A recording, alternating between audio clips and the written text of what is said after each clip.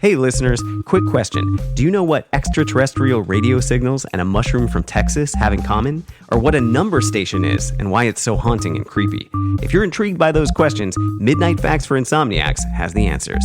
Join us, Duncan and Shane, hosts, comedians, and best friends on hilarious deep dives into obscure facts from science, history, and pop culture. So whether you're nocturnal or just a fan of laughing and learning, we'll keep you entertained. Find Midnight Facts for Insomniacs wherever you're listening to this show.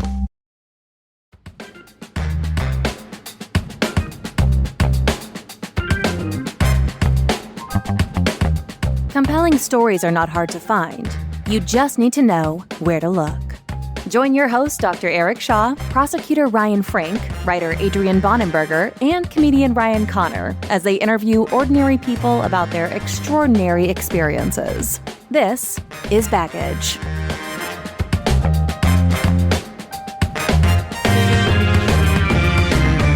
Okay, welcome to another episode of Baggage. This episode, we are joined by Russ Hamilton, former correctional officer, and I'm going to let him give his resume of his experience. But we're joined tonight with me, Eric, and Ryan Connor here. Adrian could not make it.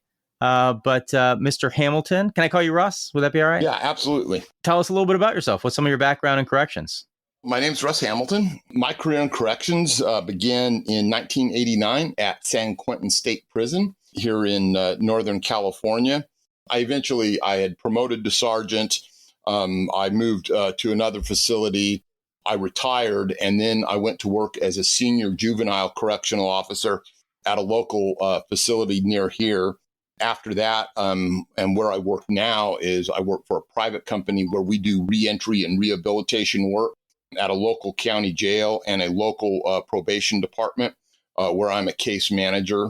I'm also the founder of a Facebook group called Keepers of Chaos with a K, where we do support and mentorship for correctional officers across the globe. I also am a primary contributor at a place called Tear Talk on YouTube, where we do training and true crime and everything correctional. I'm also the author of a new book called Killing Complacency, which is basically about stopping complacency in corrections and saving lives, even those of inmates. I think that about wraps it up. That is quite the resume. And the book is how I learned about you because, again, Killing Complacency, Tactical Awareness for Correctional Professionals just came out this year, 2025. And there's some pretty interesting stuff in there. Before we get into it, you were in adult corrections. You said something about juvenile. But what's your total time between San Quentin and any other adult facilities where you were a correctional officer for adult detention centers? So my total time in adult correctional facilities was about 27 years. I did 2 years at the juvenile facility, and I'm currently working at 5 as a case manager for the private company that I work for now. Is that that seems like a lot at our local jail? And San Quentin's going to be a Department of Corrections. Let's go over that for a little bit. For anybody that doesn't know, there's jail and there's prison. Sometimes people use them interchangeably. Jail, usually you're there pre-trial or you're serving a sentence of a year, maybe not too much more. But then prison is going to be, there's going to be less of those in your state, and that is where you're serving long periods of incarceration, years of incarceration. And San Quentin, of course, is one of the more infamous prisons where people serve lengthy stays. Your time is with what? Prisons, jails, a mix of what? Almost exclusively prisons. I currently do work in a jail. I started at San Quentin in 1989. My very first day, in fact, was on death row. And so, basically, everything that I continued to that point, I moved after 7 or 8 years at San Quentin. I moved to a smaller prison, but it was still nearly 5,000 inmates, kind of a little bit lower in degree as far as, maximum versus minimum, but it was what you would call a medium to minimum facility. That's where I eventually promoted at. Still a lot of activity there. Less than there was at San Quentin, to be sure, but still, lots of riots, lots of assaults, lots of high-end mental trauma and physical trauma. Man, because our local jail, I think about what they have to put up with, and I couldn't imagine being on the line, on the cells for that length of period. And that's just a local jail. So that's got to be, well, let's get into it. Like you mentioned in your book, the shock to the system that being a correctional officer there was. So, just growing up here in Northern California, it was a very rural setting. Being thrown into San Quentin was, completely alien for me. It was just, you can imagine there was more people in that facility than there was in my hometown. And so it was a shock to the system, to be sure. And I don't think anyone, can prepare for, what you see day in and day out. The very first week we were there, as I describe in my book, we had an emergency search that we had to carry out. And basically it was all of part of death row, if that makes sense. But we had to go in there because one particular inmate had fashioned a key, or I should say a tool, to a security light and was able to get that open, and had stashed a large number of steel shanks in there. And those were obviously meant for staff. And so I was just like, I was flabbergasted. I was like, wow, these guys were really thinking they were going to get out of their cells, stab multiple staff members, and just try and kill everybody. And so that was a wake-up call. I'd already been in the academy for 6 weeks, but it just didn't seem real until that point, that very first day. And that's what I was affronted with, if you will, on my very first day. Did you, when you confronted with something like that, were you like, oh my God, I've made a huge mistake? Or were you looking forward to the challenge? What was going through your head? I don't think people can necessarily be ready for, a challenge that just comes out like that. But what I would say is this: I knew I was probably going to be in it for the long haul. I hadn't made up my mind yet. But I did figure that, I stood a good chance of trying to, understand how things work. And that if I could understand how things worked, that I could get good at it. And if I got good at it, maybe I wouldn't be in as much jeopardy as I felt I was in at that moment, not knowing anything. So, with knowledge comes some confidence and some skill sets and some things like that kind of allow you to be able to function regardless of the shock to the system. We're not even 10 minutes in, and I can't help myself thinking, like, how would I do in prison? Myself, Ryan Connor, we're not big guys, right? We're not people, right? We're not big guys. You are look like a stout individual. Like if somebody messes with you, I feels like you're gonna get scrappy with them. Is that part of it? Well, like physically, you have to be up to it physically as a correctional officer. So it helps. Size helps intimidate people that are willing to, do you harm. I think it makes you, less likely to become a target. I think that my size was an advantage.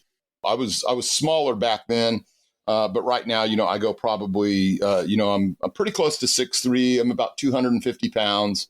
And, back then, same height, but probably closer to 200. And it's kind of one of those things that you hope that it helps you, and then you get to find out. And so I got to find out quite a number of times during my career, where I was in the mix, everything from, 200-300 man riots to guys, trying to hit you, sucker punching you. I got jumped in a stairwell once, any number of things. And I hate saying like it's just part of the job, because I don't think people should have an expectation that they're going to be, hurt on the job like that, especially, in a violent encounter. But it's part of the risk that you have to accept. But you have to be good at risk assessment and risk mitigation. And so that's kind of, one of the things that I tried to learn. I wanted to, learn how to communicate better. I wanted to be able to be good at looking out for my safety, looking out for the safety of my staff, especially when I was a sergeant, and then trying to be able, to translate that into real world wins by getting the amount of violence to come down. Mm-hmm. I'm not gonna lie. I kind of like froze it when you just threw out there 200-man riot. Like it's like one of the things like me going to get the mail. Like there's a lot to unpack here. So tell us about that. How common were riots? What is the stress when a prison starts to riot? So I wouldn't say that they're like common, but I also wouldn't say that they're uncommon. Typically, what happens in prison is we have a lot of competing interests with regards to what we call the gangs.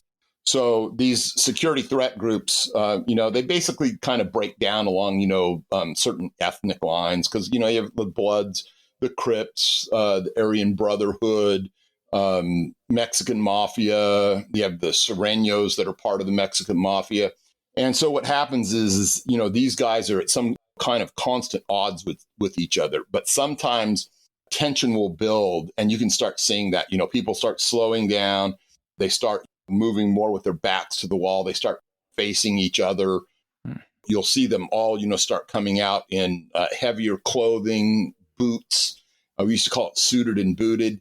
And then sometimes the tension just gets to that snapping point, and then suddenly you've got maybe hundreds of guys running at each other.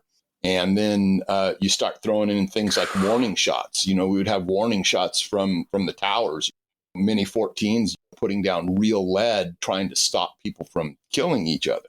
And then on top of that, you would have us forming up groups to try and get out there and apply chemical agents, chemical grenades, and then forming like skirmish lines to try and get everyone down on the ground and then try and start what we call cuffing operations and pulling them apart. And it was just kind of one of those things that, hey, today is that day. I get to get tested and we get to see how big of an impact we can make. And so, like I said, not common, not uncommon, but, a few times a year you would maybe have a really, really big incident. And, I saw some incidents that were probably maybe upwards of 400 people involved. Oh my God. Oh my God. I want to ask what's probably a naive question. With gangs and stuff on the outside, they're competing for interests like territory, money, contracts, something like that. But on the inside, it just seems like a whole bunch of people that don't generally like each other. But that doesn't seem like they have much to gain by having a big fight like that. What kind of stirs the hornet's nest up to start something that big? So, the buzzword that you will always hear with regards to this is disrespect. And so it can be something that truly is disrespect, but usually there's things that lie at a deeper level. It can be things like drug deals gone wrong. And you got to understand that on the outside or on the inside? Both, either. And because it gets to be really kind of complex because especially when you get like some super predatory gangs like the Mexican Mafia.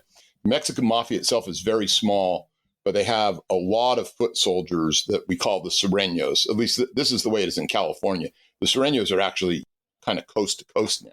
And they use those foot soldiers to do their dirty work because the soldiers always want to move up. The soldier wants to be the general eventually. And so they're involved in these things where they will parcel out drugs. And if people encroach on their territory, they defend that territory to the death because that's all that they have.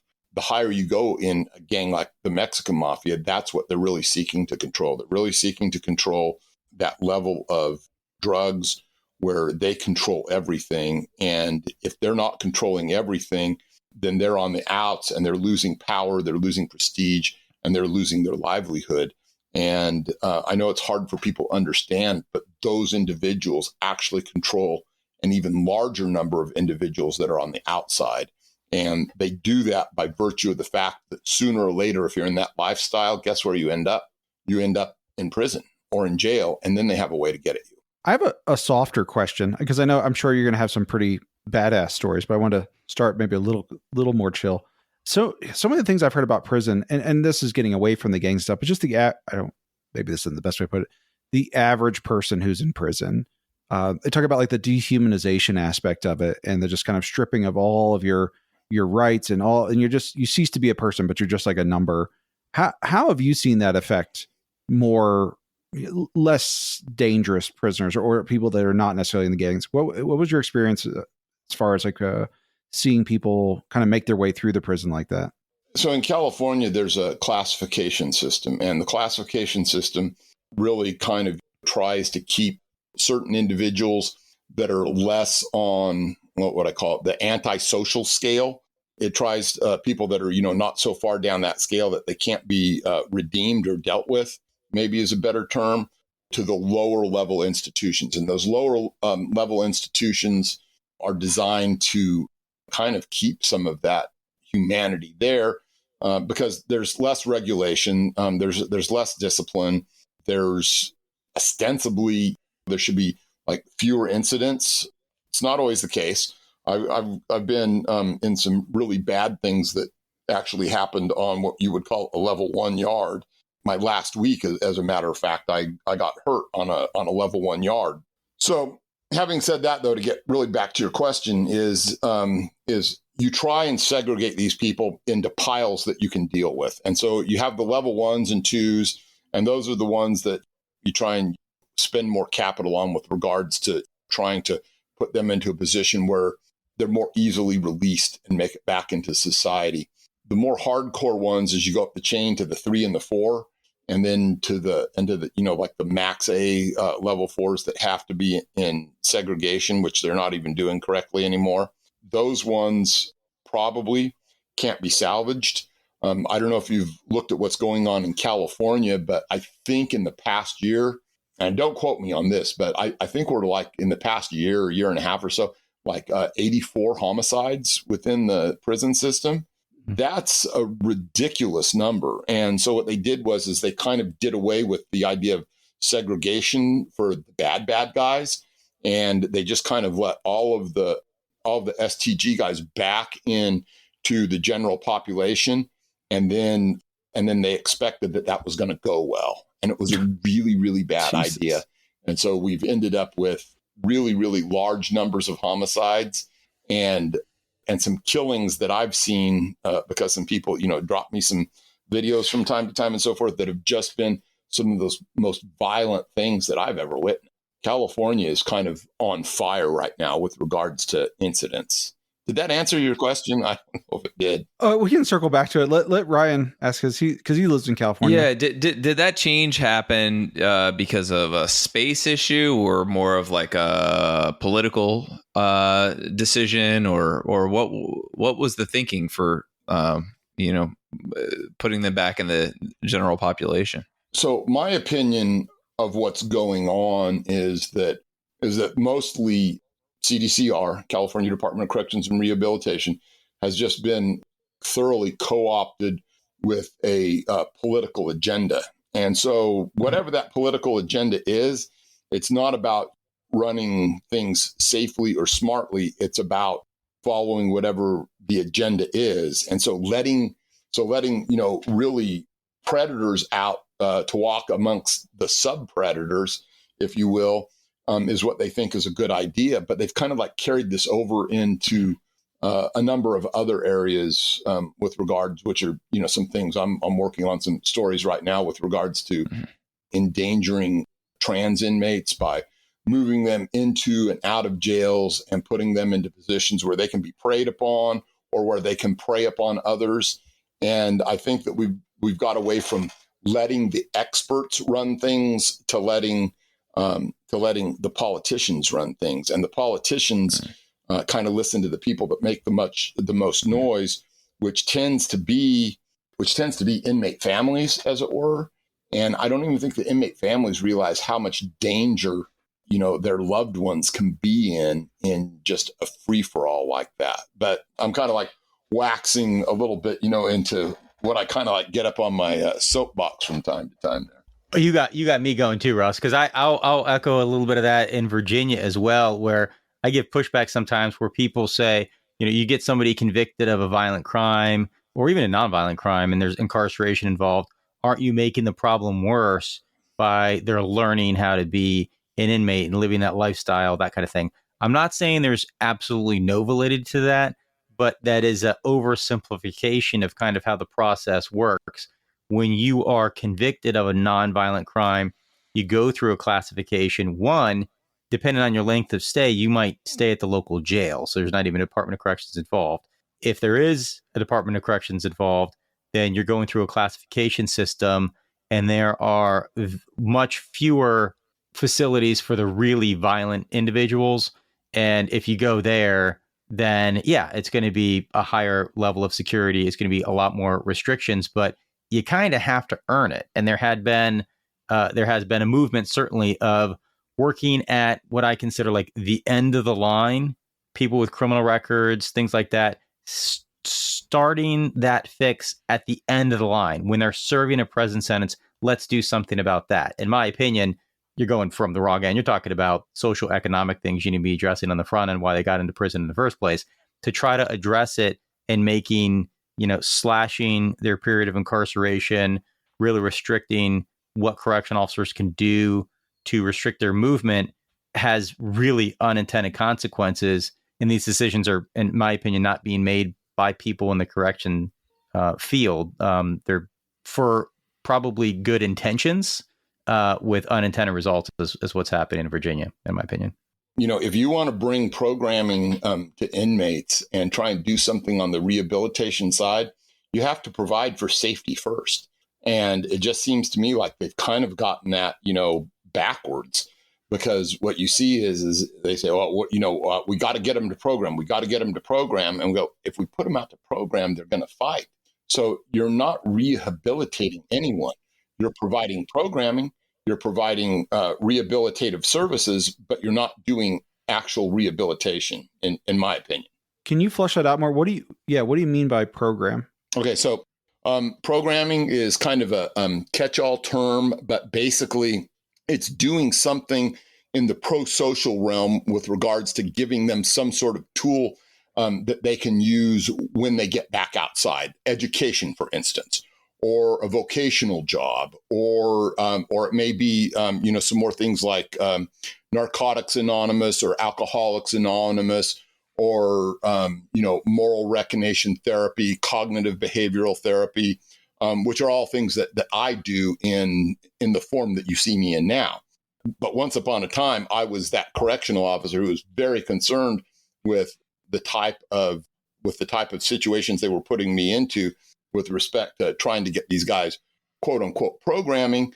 And instead, all we were doing is setting them up to fight, because we weren't providing for safety first.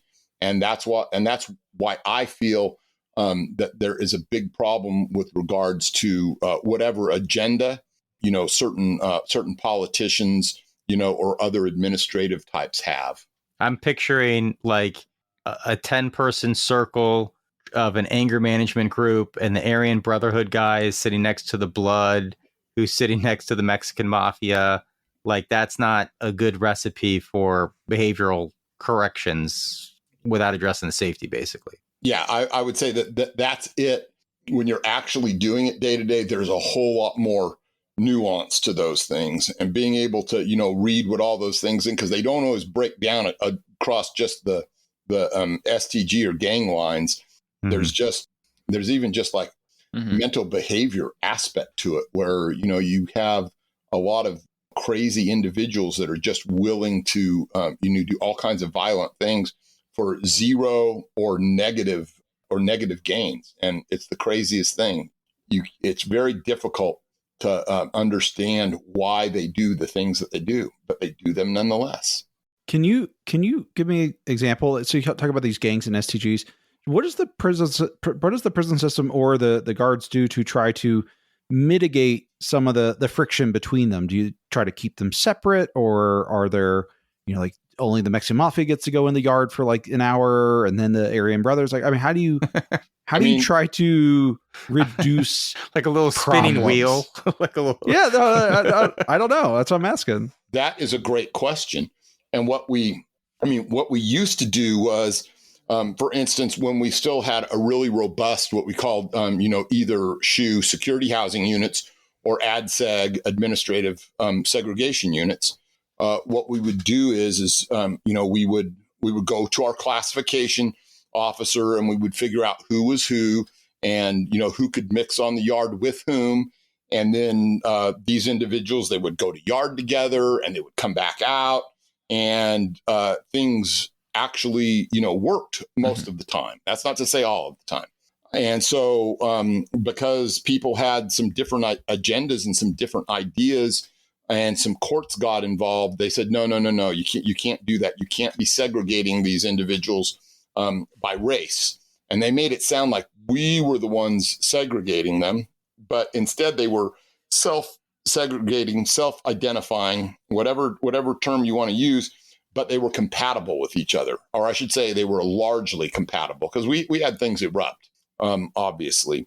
And so then what happened is the court gave us, you know, like a drop dead date. I'll never forget. I want to say it was like sometime in the 90s or early 2000s. And so we got ready to run the next yard, and, you know, everybody, you know, got geared up and ready because we already knew that it was coming. And we just started having, you know, one fight, one assault after another, all day long. Dozens of impact rounds fired. And then later on in the papers, it appears gladiator school, you know, or, you know, guards setting up inmates to fight. It's like a no-win situation. The courts tell you have to do it. And then when you do it, then the courts tell you that you set it up. And so what we did was basically is we had removed the expertise of ourselves, who are used to actually, you know, flourishing in an environment like that, and substituted the judgment of people that have never been inside of a prison before. Mm-hmm. Exactly. You know, your question just about exactly described things that have happened and things that have happened to me inside of the correctional department. Do you ever see groups that are sort of adversarial drop that their opposition to one another, and if so, is there like a common impetus for that, or is it just like, okay, we can control the turf together, or does it even happen? Like a Marvel team up? What do you mean? I don't understand. You know what I'm saying? Like where it's like, okay, you know, we scratch each other's back. Like, you know what I mean? Like people are against each other, and then it's like, okay, well now we're together against them. Or how much is it like the HBO show Oz? Is this question? Okay, so I'll say this: is there is détente sometimes between the groups. You know, there's an understanding. Hey, you guys are allowed, you know, to this area of the yard, and we're going to take the bars from this thing back, you know, and they kind of divvy it up on their own. And so there's a ceasefire. And so, you know, when there's a ceasefire, you know, everyone's getting along, and, you know, everyone's, you know, minding their own business. They're still running, you know, what we call security, where, hey, you know, one guy goes to the bathroom and three guys go with him, or whatever it is. Those periods of peace, they can last, you know, a long time, but sooner or later something happens. Yeah. And so when you're talking about a yard where, like the last minimum yard, for instance, that I was on, we had, I want to say like 1,100 guys on it, maybe. And so there's always going to be, you know, conflict. And so when you have like Crips and Bloods living next to each other, and, you know, and they have a beef from the street, and sometimes it's even more so in prison. And then one of them does something disrespectful, like steals one of the other one's illegal cell phones. I saw this happen on Christmas Day, 1999. I'll never forget it. And then the next thing that we knew is, you know, it was every Crip and every Blood on the whole yard. I think there's 180 of them or something like that total. Just going at it over one guy stealing a phone. And how many people are on your side there to handle a situation like that? How many guards do you have on or correctional officers on hand to handle something like that? So let me give you an example. On the particular yard that I was talking about, we had 1,100 level ones, for instance. And so I want to say that, like, on any given shift, we would probably have 10 or 12 officers, a lieutenant, and a sergeant. And then available from other places within the institution on other yards, probably another 40 or 50, available to us. So immediately you're outnumbered 100 to 1? Yes. Oh yeah. That doesn't seem like good numbers to me. I don't know anything. It's not, but it was, just what we did. It became normal, believe it or not. But we would have, one advantage that we have in a lot of California prisons is we have lethal overhead. And so, we have our eyes in the sky, our tower officers overlooking the yards, and, they have mini 14s, which is 223 round, deadly at our disposal if need be. And inside our housing units, or I should say inside many of our housing units, we have that as well. We have a central location with a gun officer who has both lethal and non-lethal deterrence available. And so it's just kind of a thing like, it's overwhelming firepower with regards to that. And then the things that we have available to us actually on the ground. Without getting into specifics, but we have, impact rounds, batons, chemical munitions, OC pepper spray by the gallon, and things like that allow us to actually go in there and take control. And it's actually amazing when you're on a team like that and you've got maybe 10 or 12 of you and you're going in and putting, dozens or hundreds of people down and, just literally daring them to flinch. And so it spike your heart rate in a hurry, let me tell you. Is there like a turning point, and we'll just call this like a battle, where the inmates realize, holy shit, we fucked up. Like we really need to stop, or, we're all going to get pepper sprayed and rubber bulleted and all that? Or do they just keep going until you force them to stop? It depends. They'll get to a point where, you inhale enough pepper spray and you're coughing to the point where, you're basically combat ineffective. So they'll get to that point, or their eyes are slammed shut from the pepper spray. But no, overall, I would say that a lot of those inmates have a lot of heart and they have the will to keep going. But at some point out there, it's just whether or not it's really worth it. Because, once you get them separated to a certain point, they really can't get at each other anymore. And you have, maybe half of them in cuffs and you're just waiting to finish out the other half or whatever.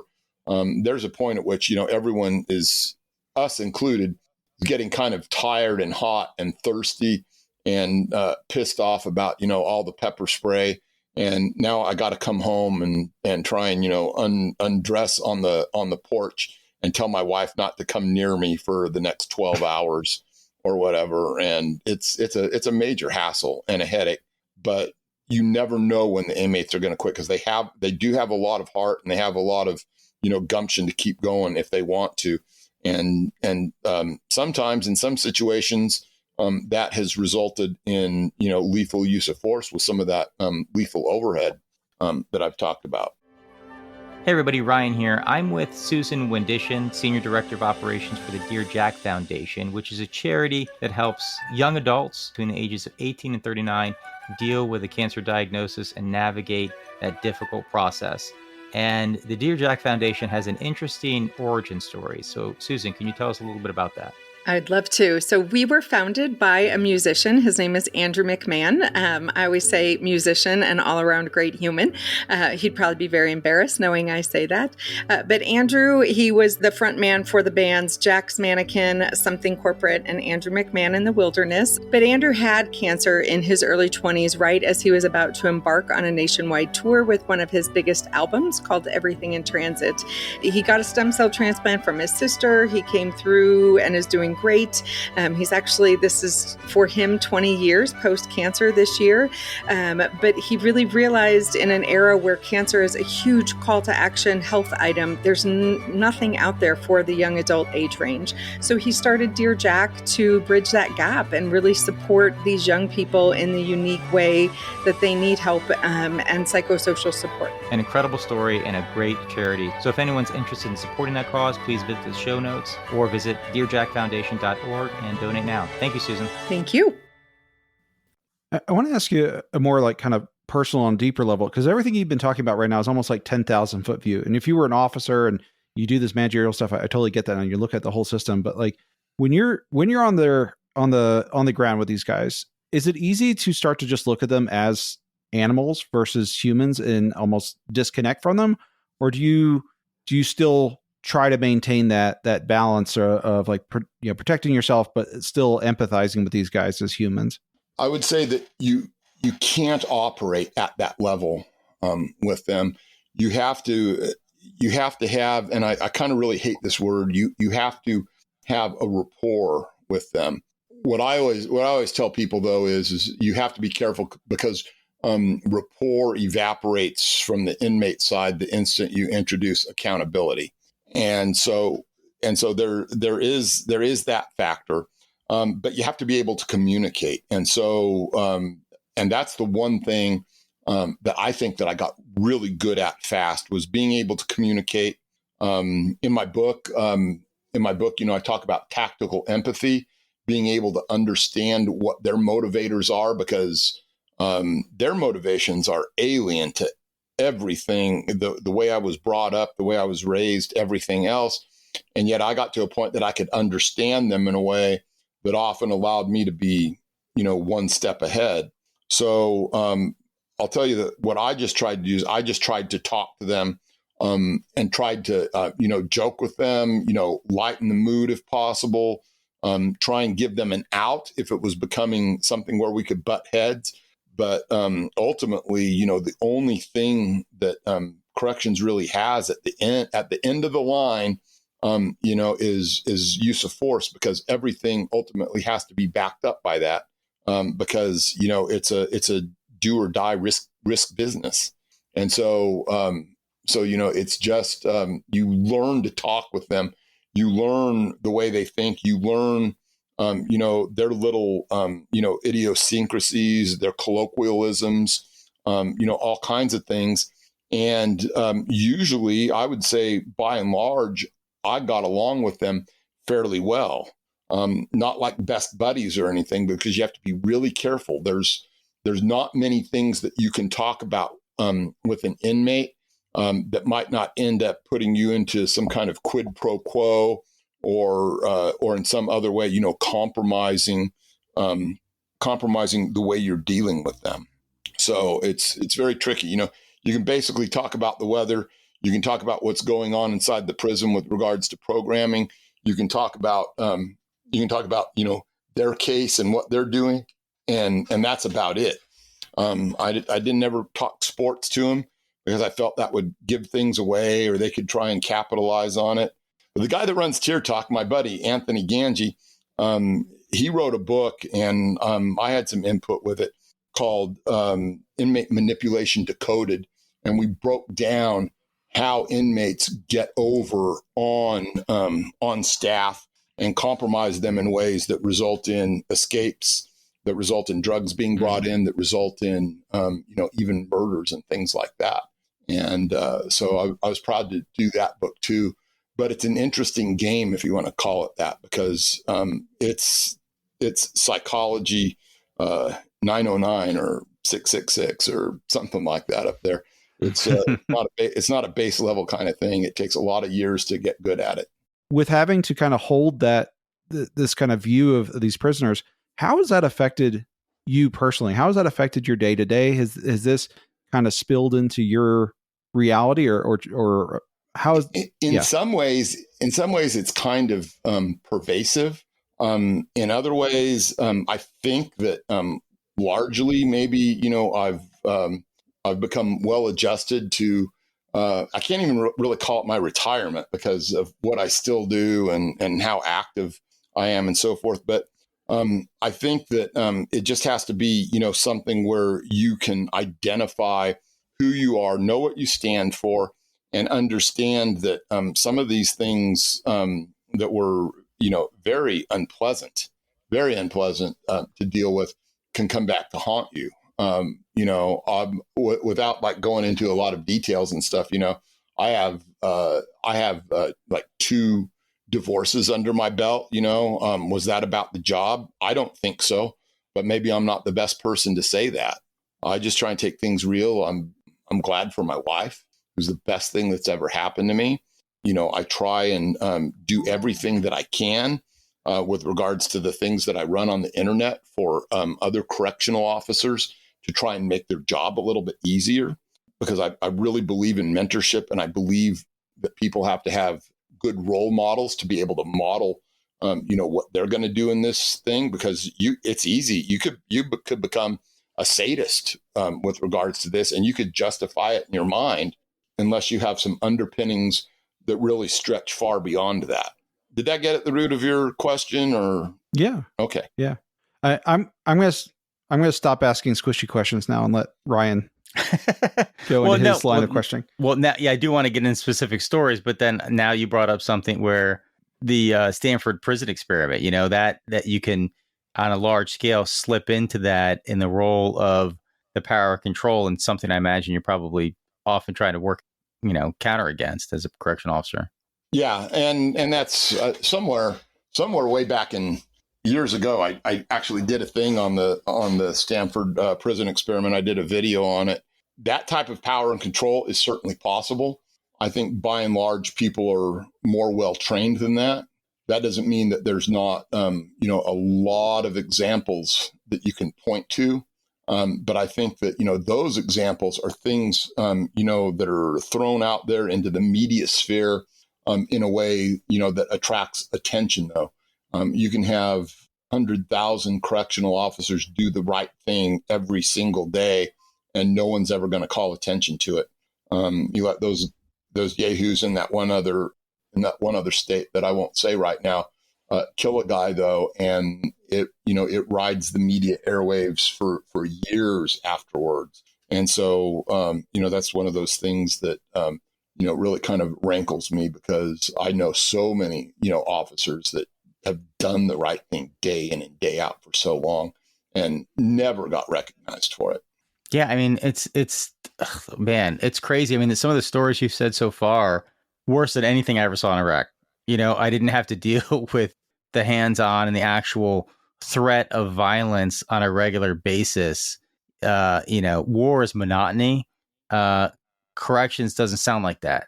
You kind of always are on edge because it could kick off at any time. So let's talk about that. You talked about you had to get hands-on a few times. Tell any specific times that stick out in your mind. I probably went, hands-on more than some, but less than others. Let's start with that. I'm not usually one like on the thousands of videos that I've done to really, talk about specifics about what I saw, what I did, how things were done.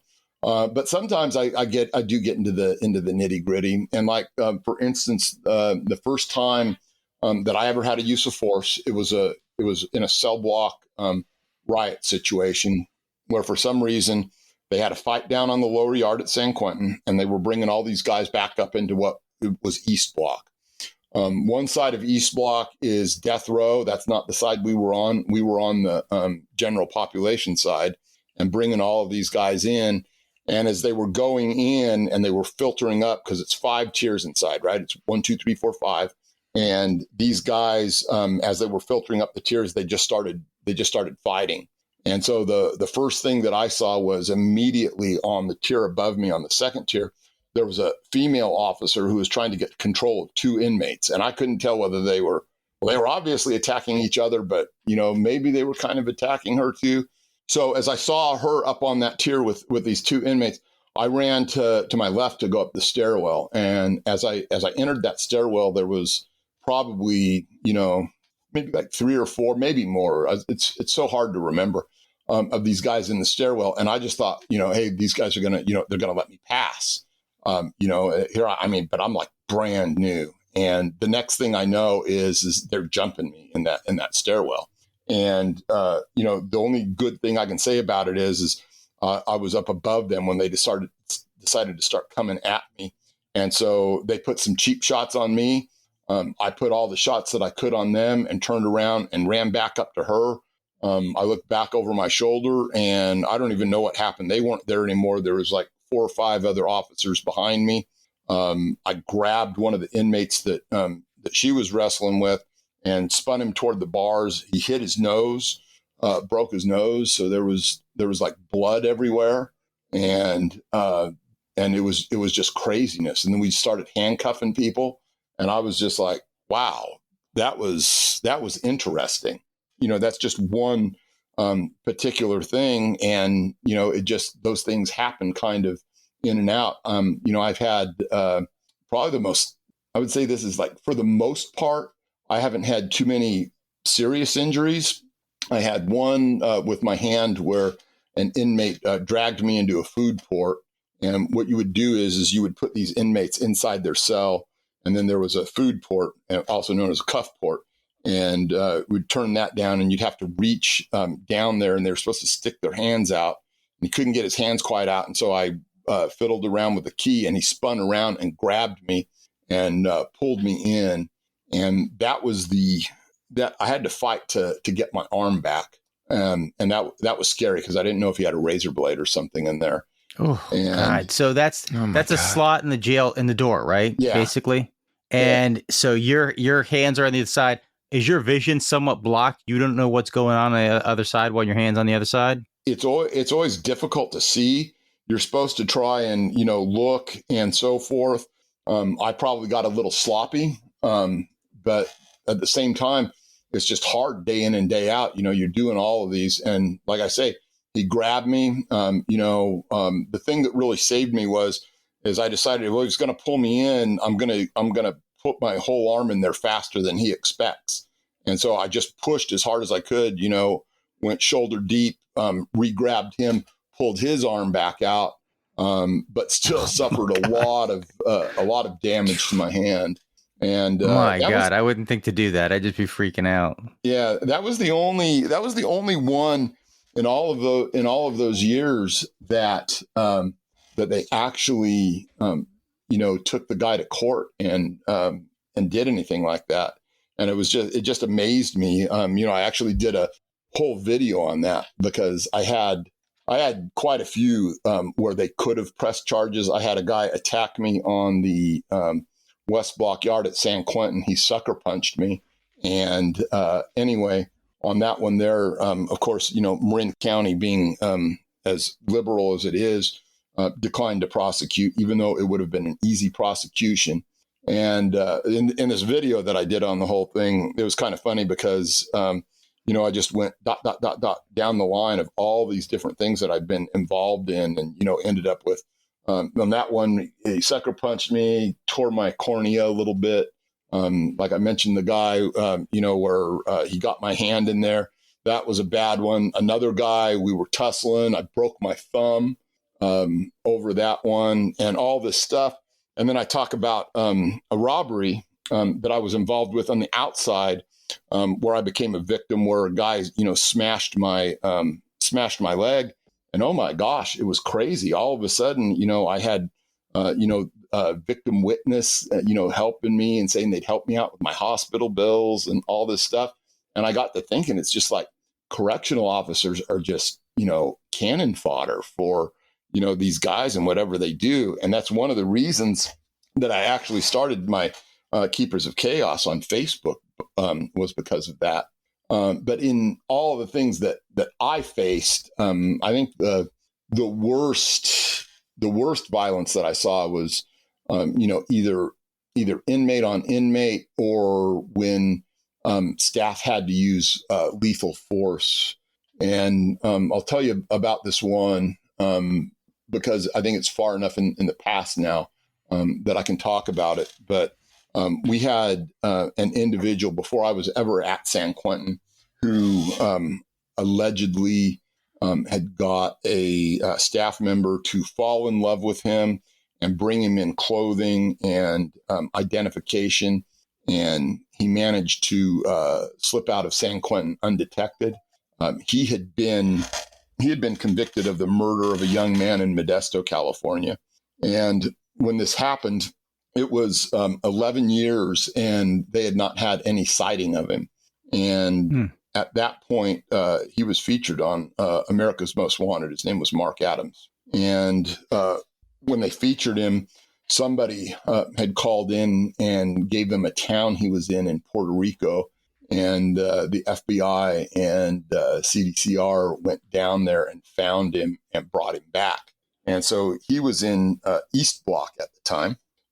And I'll never forget that day. So they had brought him down, and I was just outside of East Block. And they had brought him down, and they had put another prisoner on the yard.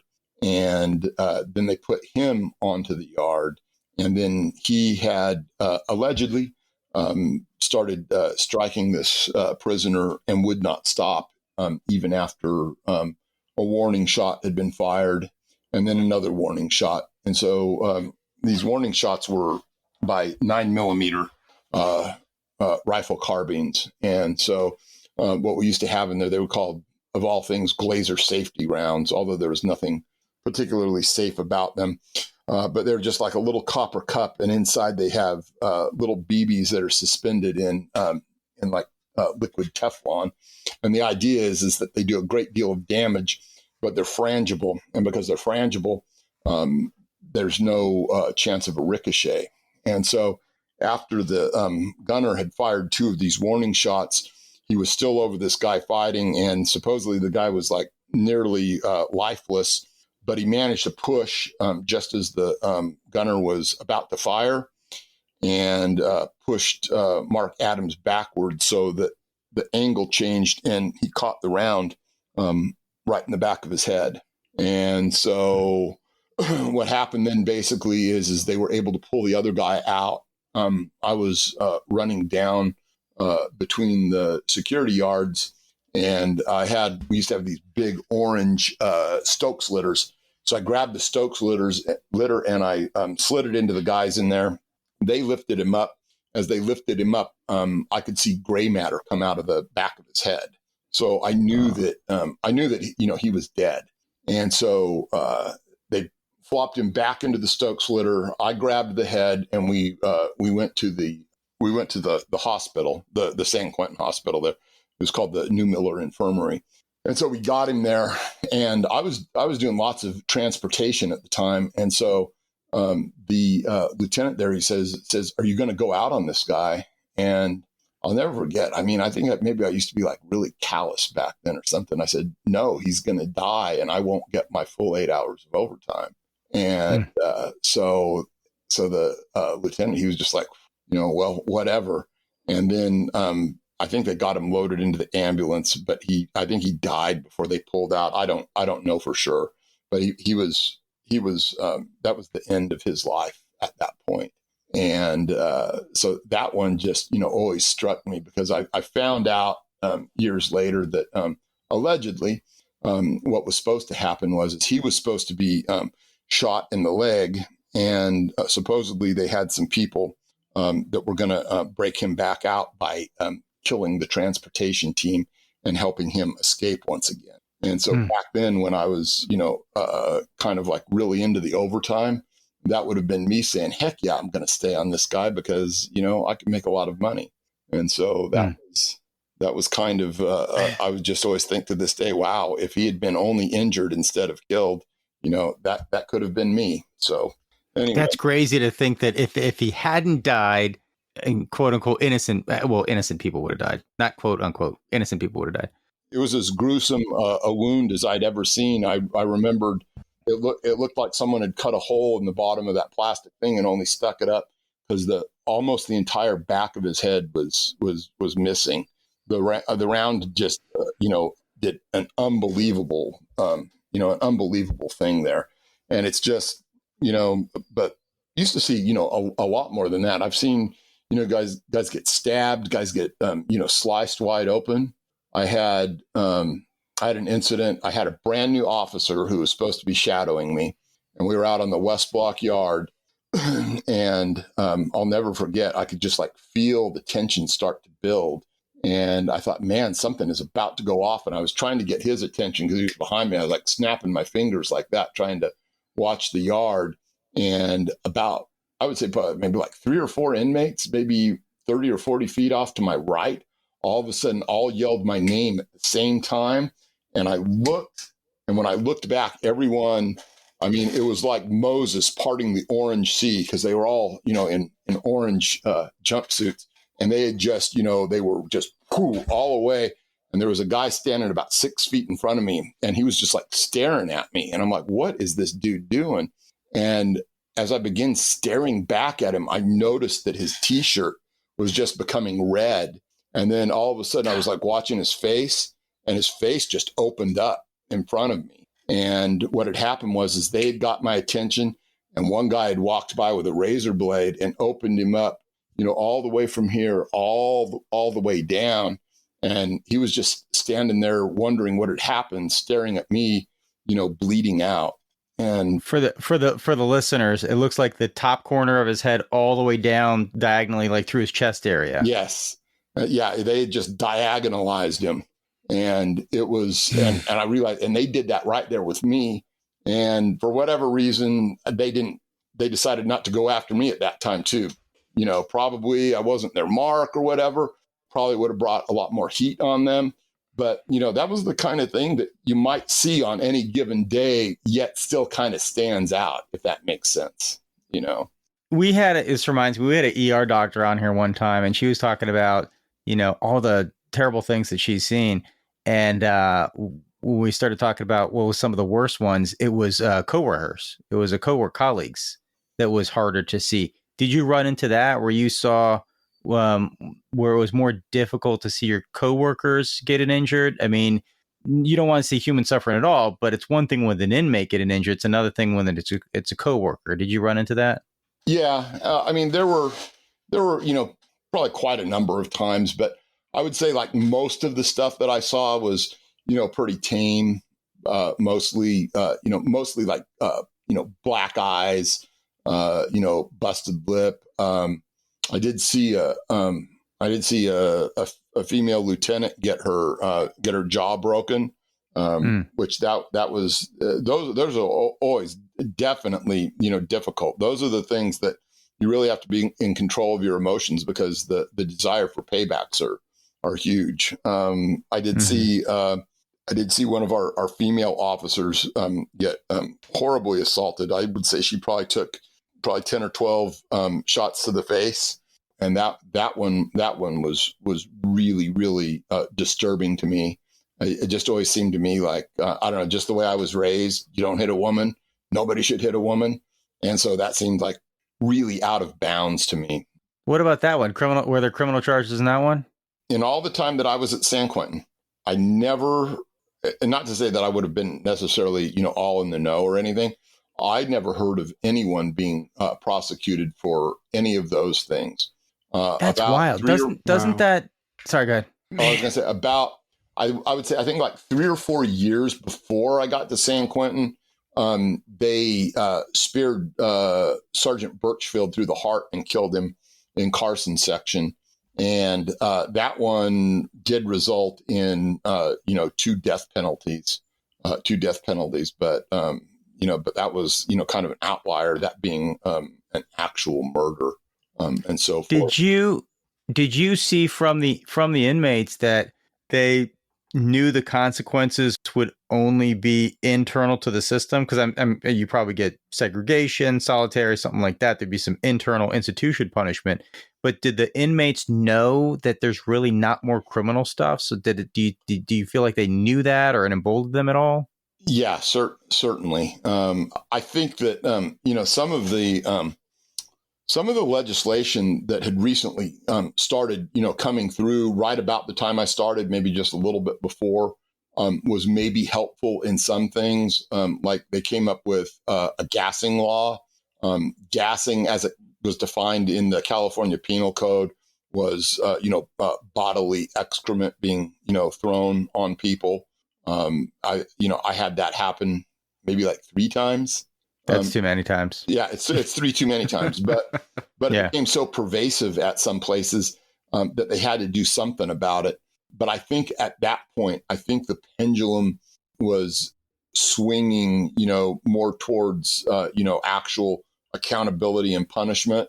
I think over the years, it swung a lot further back the other way. I think that now is probably a bad time to be in corrections.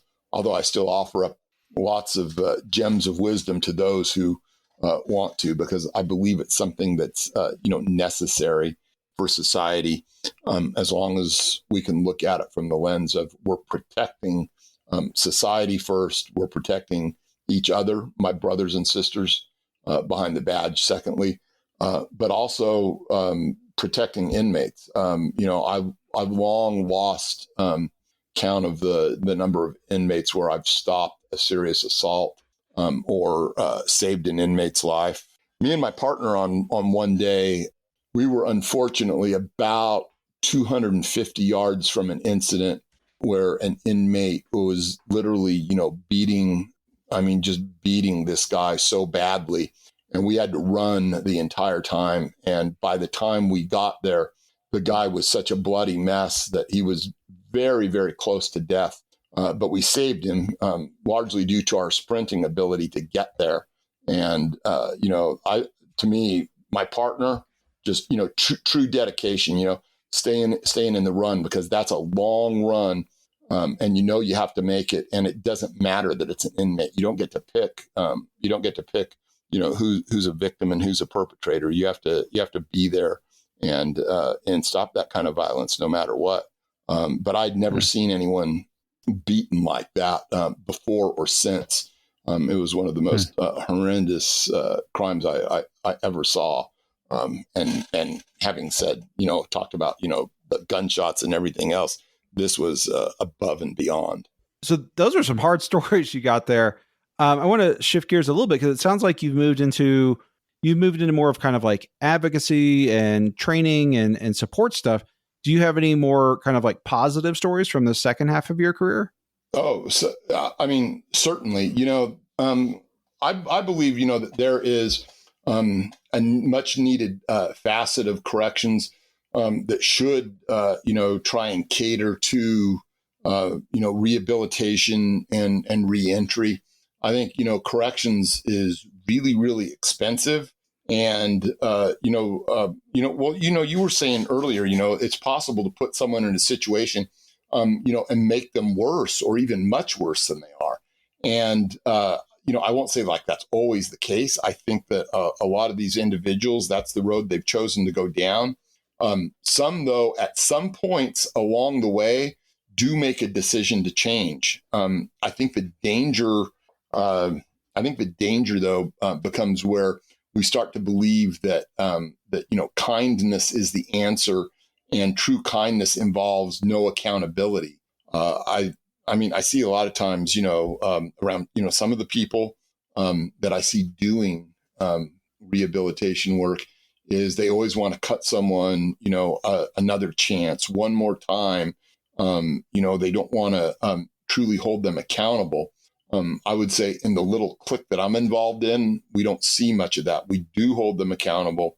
I know for a fact that there are some lives that I've impacted, but I'm always cognizant of the fact that I'm not working for that individual. I'm working for the entity that hired me. It's a bonus, emotionally, or maybe with my ego, that I've been able to involve myself in some of that. But I think that a lot of people in that line of work, they can get caught up in the ego. They can get caught up in the emotion. They can get caught up in thinking that they're all that, and not realizing that you can get played. You really can. There's also a part of it that's kind of disheartening, because no matter how good you are with regards to, trying to help people, the odds are against you. And I mean against you in a big way. If you're batting 30%, you're about the best that's ever been. So there is that. Over a longer period of time, though, I'll say is like I've had some people that have come through the system with me 4, 5, 6 times, and you think that they're never going to make it, and then suddenly they do. That's really heartening. I just had a very long time, fentanyl, opiate addict, methamphetamine, the whole 9 yards, who was just probably as criminally inclined as she could be. After all of that time, finally, she not only graduated my program, but she graduated another construction program, got a job, settling down, and is no longer criminally justice involved. So I'll say that, there is a need for that. I just think that, we have to temper that with being smart and, not buying into the emotion of it all. And there have to be, real consequences and things that society can hang its hat on and know that they're going to be safe. I mean, we just watched that girl, Irina, on the rail, and that guy had been arrested, depending on who you listen to, either 19 or 42 times.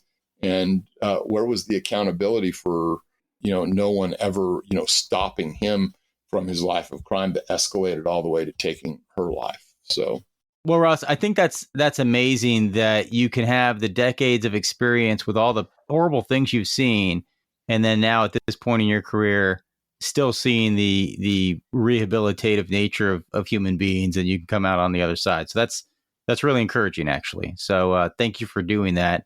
And thank you for sharing these stories. I mean, that correctional officers, I think, really, I wouldn't say get a bad rap more than they just don't get any spotlight on them. And that just the day-to-day thankless work that correctional officers have to do. So thank you for all that you have done and that your colleagues have done and bringing some of this to light. And if you're in the field of corrections, you definitely want to check out Killing Complacency, Tactical Awareness for Correctional Professionals by Russ Hamilton. Available now. Just Google for it. You can get it. You can get a bunch of different places. I think I got it on Amazon. And I like the way it's structured, by the way. You think like me. It's very like you're a spreadsheets guy. It's very organized. You want some information. You know exactly where to go. So it's amazing reference material, I think, for somebody in the field. So thank you. Yes, thank you very much. You bet. It was a pleasure. Thank you, guys. Ryan, is there anything you want to plug? Yeah, I'm in Minneapolis this week, and coming up, I have dates in Chicago, DC area, and Roanoke, Virginia. Also, you can get my book, The Party, on Amazon, and watch my special live from DC. And your other podcast, that's way funnier. My other podcast, Connor vs. Cobb. It's a little lighter in subject matter. A little bit. There's a little. Although today we did discuss our personal prison survival strategies. Complete coincidence.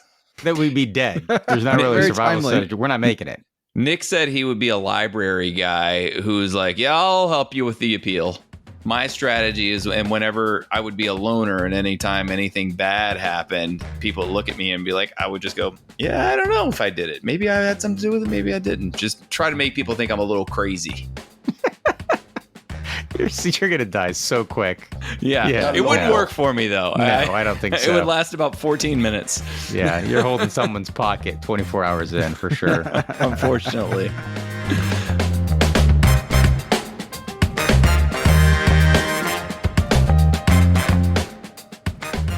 Music for Baggage provided by Quincy Ledbetter. You can find his stuff at qledbetter.com. Graphics provided by Megan Weaver. You can find her at meganweaverart.com. Special thanks to our premium members for their support. You can become a premium member by clicking subscribe in your Apple Podcast app or by visiting thebaggagepodcast.com/support to sign up or to gift a membership to someone. A percentage of all proceeds go to charity. If you have any questions, comments, or a good story to share, please email us at thebaggagepodcast@gmail.com.